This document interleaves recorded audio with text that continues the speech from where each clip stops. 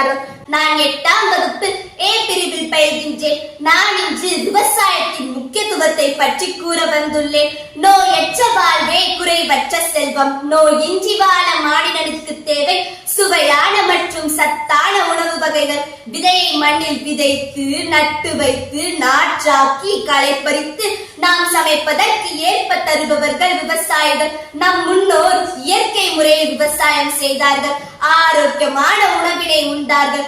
ஆனால் தற்போது அறிவியலும் தொழில்நுட்பமும் வளர்ந்து இயற்கை விவசாய முறை கைவிடப்பட்டு நவீன தொழில்நுட்பத்தை பயன்படுத்தி விவசாயம் செய்கின்றோம். செயற்கை உரங்கள், பூச்சிக்கொல்லிகள், மரபணு விதைகள் போன்றவற்றை பயன்படுத்தி விவசாயம் செய்வதால் பெருகி வரும் மக்கள் தொகைக்கு ஏற்றாற் போல விளைச்சலை அதிகப்படுத்தி தந்தாலும் ஆரோக்கியமான உணவு நம் கையில் இருக்கிறதா என்பது கேள்விக்குறிதான். உலகில் எந்த தொழில் நலிந்து விட்டாலும் மானிடன் வாழும். ஆனால் விவசாயம் மலிந்து விட்டால் மானிடன் உணவுக்காக எங்கே செல்லும்? விவசாயத்தின் முக்கியத்துவம் என்னவென்று கொரோனா காலகட்டம் நமக்கு மிக பெரிய பாடத்தை புகட்டி விட்டது.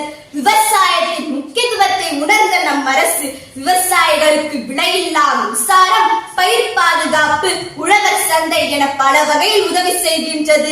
2000 ஆண்டுகளுக்கு முன்னரே திருக்குறளை தந்த திருவள்ளுவர் உலகர் உலகத்தாருக்கு ஆடி அத்தாச்சாது எழுவாரே எல்லாம் பொறுத்து என்று உலகில் எல்லா தொழில் செய்பவர்களுக்கும் உணவளிக்கும் விவசாய தொழிலை அச்சாணி என்று கூறுகிறார்.